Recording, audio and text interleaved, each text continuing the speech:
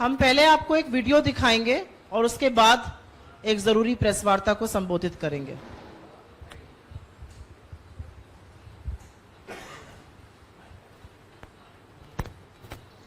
और विनेश, ये तो मेरे ही परिवार की है। विनेश, मैं पूरे परिवार को तुझे जानता हूँ, सुबह दिन रात नहीं देख सकता।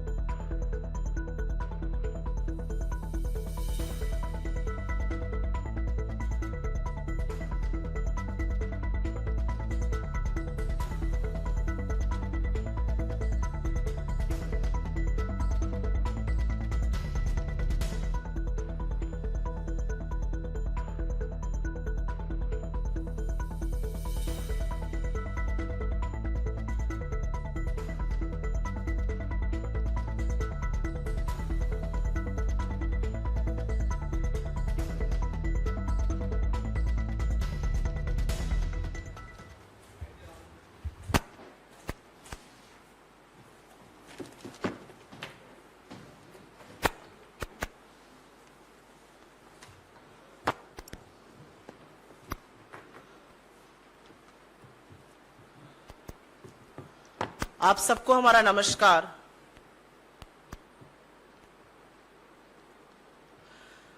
मेरे साथ मेरी मित्र और कोलीग महिला कांग्रेस के अध्यक्ष सुश्री नीता डिसूजा जी हैं, संजीव सिंह जी हैं। मुझे नहीं पता आपको ये वीडियो देखकर क्या लगा, लेकिन मैंने भी पहली बार पूरा वीडियो यहीं पर देखा।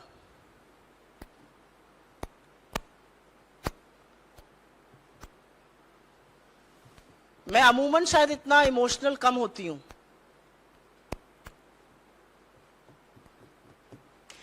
इस देश की सबसे होनहार बेटियां,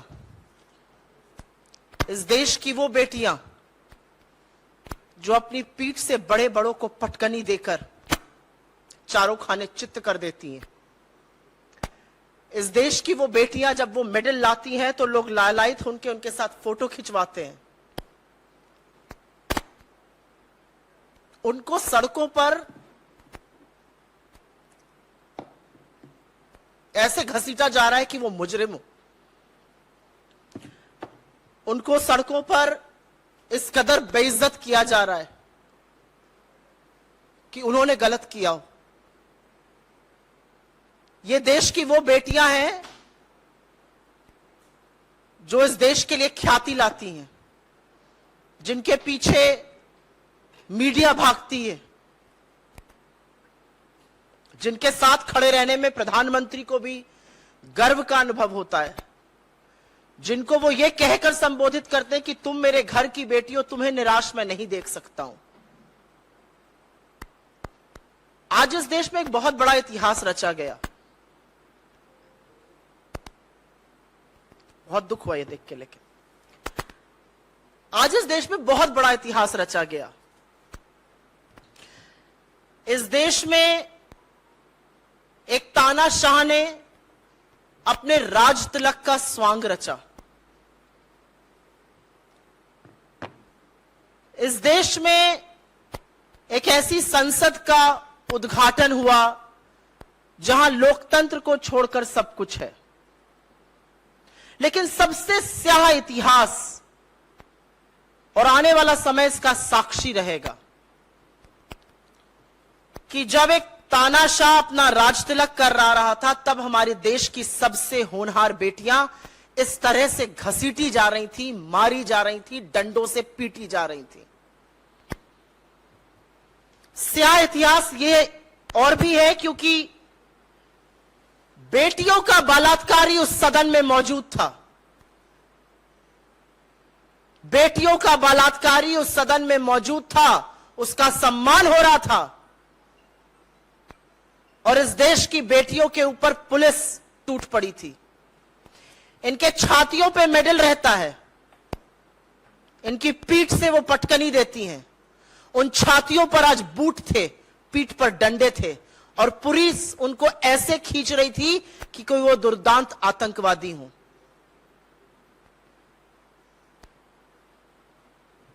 आज इस देश में वाकई में इतिहास रचा गया है। हाथापाई करी गई उनके साथ। और ये क्या कर रही थी लड़कियां? 1 महीने से ऊपर इस देश की सबसे होनहार, सबसे वीर बेटियां जंतर मंतर पर बैठकर आपसे न्याय की गुहार कर रही हैं। न्याय देना तो दूर, आपने उनको आतंकवादी घोषित कर कर उनके साथ यह दुष्चार किया है। कुछ सालों पहले एक दिवंगत प्रधानमंत्री ने आज के प्रधानमंत्री से राजधर्म की बात करी थी। आज जब राजदंड के नाम पर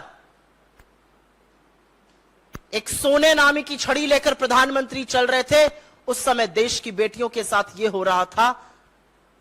और मन में एक सवाल जरूर उठता है कि क्या तानाशाह इस कदर सत्ता के अहंकार में चूर्ण है कि उसको कोई फर्क नहीं पड़ता है? दिल्ली को छावनी बना दिया गया, किसी को आने की दिल्ली के अंदर इजाजत नहीं है।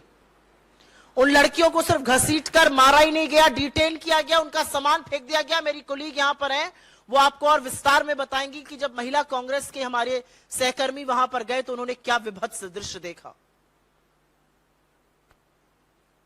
लेकिन वो 1 महीने से न्याय की गुहार कर रही हैं, और न्याय के नाम पर सिर्फ और सिर्फ सरकार की चुप्पी और ये जो आज बर्बरता हुई है, ये नजर आ रही है।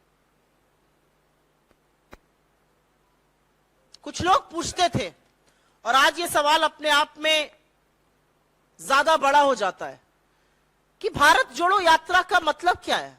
क्यों कर रहे हैं आप लोग भारत जोड़ो यात्रा? देश टूटा ही कहां है? आपको ये टूटा देश नहीं दिखता है?